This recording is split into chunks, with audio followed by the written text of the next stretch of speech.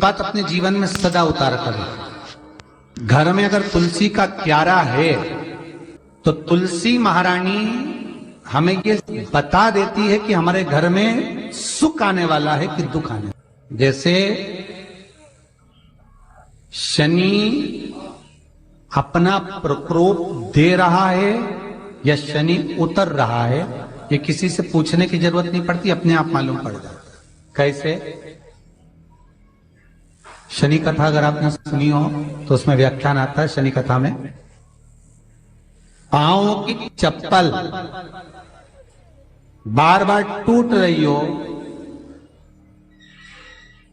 कमर से नीचे जो वस्त्र पहने हो वो फट रहे हो, कहीं पजामा है, धोती है, आदि वस्त्र हैं, कपड़े हैं, वो अपने आप फट। आज के जमाने में तो फटे फटाए पहनते हैं लोग फैशन, उसकी गारंटी नहीं है, उसका हम वर्णन नहीं कर। हम जब पहनते हम समझ जाते हैं इसको शनि तो ऑलरेडी लगा ही हुआ। जब उनका घुटना घुटनी सब फटा हुआ दिखता है तो उसमें लग जाता है कि शनि पहले से लग गया बापड़ा, उनके पहने से तो मालूम पड़े। शनि का नियम है, शनि कथा कहती है पांव की चप्पल बार बार टूट रही हो, घिस गई हो, बद्दी टूट रही हो, कुछ कर रही हो, और अगर कमर से नीचे जो वस्त्र पहने हो वो अपने आप फट रहे हो, समझ लेना कि शनि पांव से प्रवेश कर रहा, मतलब अपनी प्रखरता शनि दिखा रहा। किसी मंदिर में गए महाराज और वहां जाने पर चप्पल चली गई तो समझ लेना शनि की कुदृष्टि अब पड़ना बंद होना चालू हो गया। कितना सुंदर कहा है महाराज। जूता चप्पल आज के जमाने में तो फैशन हो गई साहब, घर की चप्पल अलग होती है, बाहर की चप्पल अलग होती है। लोग घर में चप्पल किचन तक में पहन के जाते हैं। अरे पानी ले जाओ सीओर से, रसोई घर में लोग चप्पल पहन कर जाते हैं। जहां भगवान का प्रसाद बन रहा है, जहां अन्नपूर्णा निवास कर रही है, और पूछो तो कह किचन की चप्पल है तो माथे पे रख लो। तुम अपनी मां को जरूर देखना है एक बार, वो बूढ़ी मां कितनी बार किचन में चप्पल पहन कर गई, मुझे जरूर फोन कर कर बताना। बूढ़ी मां रसोई घर में आज भी बिना चप्पल के जाती है, और बहुओं की कहीं एड़ी नहीं फट जाए, ठंड नहीं बैठ जाए, इसलिए ये रसोई घर तक में चप्पल पहनकर जाती है। सूर्य नारायण की कथा पढ़ना, शनि महाराज की कथा पढ़ना, और गरुड़ पुराण की कथा पढ़ना। जिन जिन कथाओं का हम व्याख्यान कर रहे हैं उसको पढ़ना जरूर हो। क्या लिखा है?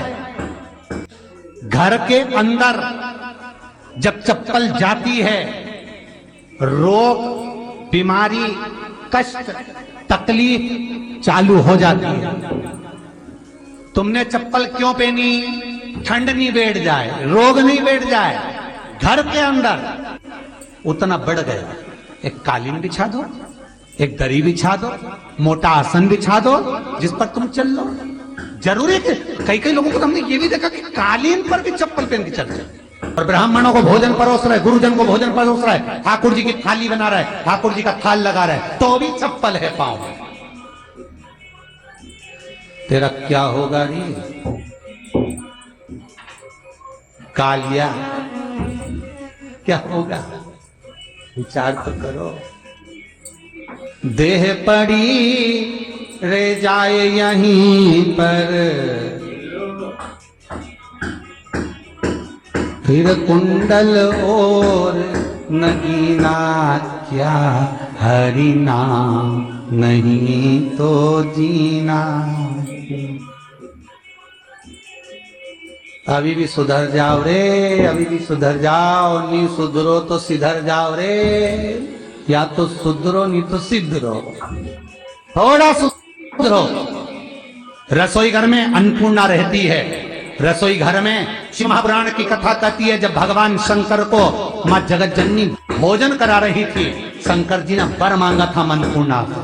ए अन्नपूर्णे, तुम मेरे घर के बच्चों का भरण पोषण कर रही है। इस मृत्यु लोक में जितने मनुष्य जन्म लेते हैं ये मेरे पुत्र कहलाते हैं। तो अन्नपूर्णा ने कहा, चिंता मत करना भोलेनाथ, जिस जगह पर एक स्त्री, बेटी कन्या या घर की बहू या बूढ़ी माँ भोजन बनाएगी, उस जगह पर मैं अन्नपूर्णा उसके शरीर में प्रवेश करूंगी। रसोई घर नहीं होगा, वो मेरा और तुम्हारा मंदिर कहलाएगा। अब मंदिर में चप्पल पहनकर भोजन का निर्माण करना ये श्रेष्ठता है। एक आसन पटक लो आप रसोई घर के अंदर, जिस आसन पे खड़े होकर आप भोजन बना लो। मोटा सा आसन रख लो, चप्पल की जरूरत ही नहीं।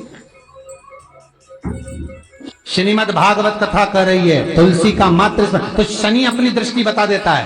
शास्त्र कहता है जब घर के अंदर प्रवेश करने के, जब आप घर में प्रवेश करें तो कोने में चप्पल को उतार दें। बाहर जगह नहीं है तो घर के अंदर प्रवेश कर लेफ्ट में चप्पल को उतार दें, और 7 या 3 कदम के अंदर चप्पल उतर जाना चाहिए घर के अंदर। और उसके बाद अगर चप्पल अंदर प्रवेश कर रही है तो राहु केतु शनि के साथ प्रवेश करते हैं, जिसके घर में बीमारी कभी पीछा नहीं छोड़ती। शनि कथा, सूर्य की कथा का स्मरण करिए, आपको मालूम है, पहचान हो जाता है। महाराज तुलसी बता देती है कि आपके घर की दशा क्या है। बार बार जल डालने के बाद भी तुलसी सूख रही है, बार बार आप पूजन कर रहे हैं, पाठ कर रहे हैं, तो भी तुलसी के दल सूख रहे हैं। तुलसी बता देगी कि तुम्हारे घर में तकलीफ आने वाली है, कष्ट आने वाला है, सूख रही है। जरूर कुछ ना कुछ ऐसा है कि इसमें घर में कुछ तकलीफ आएगी। तुमने लगाया फिर सूखी, फिर लगाया फिर। तुलसा महारानी बता देती है कि कष्ट है, और जिस गमले की तुलसा घेर घमोर हो, फलित तो हो, आनंद में हो, तो उस घर में फिर दुख नहीं आता, समृद्धि खुद बढ़ती। जिन शंकर भगवान को आप जल चढ़ाते हो, जिन ठाकुर जी से आप लाड लड़ाते हो, जिन भगवान कृष्ण का आप स्मरण करते हो, राधा रानी का आप नाम जाप करते हो, जिस परमात्मा का आप भजन कर रहे हो, कीर्तन कर रहे हो, नाम जाप कर रहे हो, नाम स्मरण कर रहे हो, उससे तुम्हारा एक संबंध होना चाहिए, एक रिश्तेदारी होना चाहिए। और उससे जब तुम्हारा कोई संबंध रहेगा, उससे जब तुम्हारी कोई रिश्तेदारी रहेगी, तो उस रिश्तेदारी में जैसे ही आपके प्राण छूटे, और छूटते से ही आप जब गए, तो जाते ही आप कहोगे कि कृष्ण से मेरा ये संबंध है, वो मेरा पुत्र, वो मेरा भाई, वो मेरा बेटा, वो मेरा सगा, वो मेरा रिश्तेदार, वो मेरा कुटुंबी, वो मेरा पुत्र। जब कहोगे तो तुरंत प्रवेश हो जाए। महाराज भगवान से संबंध होना चाहिए। कई लोग भगवान को सवेरे से रिझाने बैठते हैं तो भगवान को बनी बनाई बात कहते हैं। ये पाठ कर लो, ये पाठ कर लो, ये पाठ कर लो, ये स्तुति कर लो, सारा बना बनाया। तुमने अपने दिल से कौन सी स्तुति गाई? तुमने अपने दिल से कौन सा भगवान को निवेदन करा, कौन सा नमन करा? बस सवेरे उठना है, नहाना है, भगवान के सामने जाना है, भगवान को नहलाना है, कपड़े पहनाना है, अगरबत्ती लगाना है, थोड़ा सा शक्कर का भोग लगाना। इतने सारे देवी देवता, शंकर जी, राम जी, गणेश जी, सारे देवता। और अगर आपको मेरी वीडियो पसंद आए तो प्लीज़ लाइक, सब्सक्राइब और शेयर करें। Thank you. वीडियो पूरी फुल वॉच करने के लिए एक बार फिर से थैंक यू।